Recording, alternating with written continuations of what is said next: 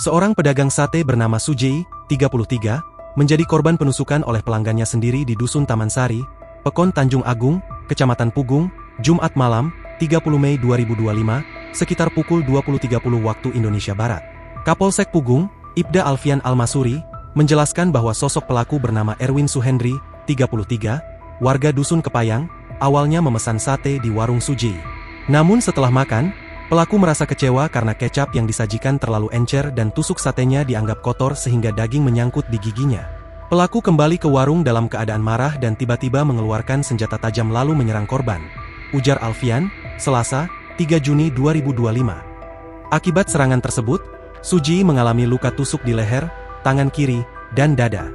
Beruntung, warga sekitar segera melerai dan mendorong pelaku keluar dari warung sehingga korban dapat diselamatkan dan langsung dilarikan ke klinik Husada di Sukaagung untuk mendapatkan perawatan. Tim Tekap 308 Polsek Pugung berhasil menangkap pelaku pada Sabtu, dini hari di rumahnya. Polisi mengamankan barang bukti berupa senjata tajam bergagang kayu sepanjang 15 cm, pakaian pelaku dan korban, serta sepeda motor pelaku. Alfian menyebut, saat proses penangkapan, pihak keluarga pelaku menunjukkan bukti bahwa Erwin memiliki riwayat gangguan jiwa. Bukti berupa surat kontrol dari Rumah Sakit Jiwa Daerah Provinsi Lampung. Bukti tersebut akan menjadi bagian dari proses penyidikan lebih lanjut oleh pihak kepolisian. Pelaku saat ini diamankan di Mapolsek Pugung dan kasus terus didalami. Rencana tindak lanjut termasuk melengkapi berkas penyidikan dan observasi ke RSJ, ungkapnya.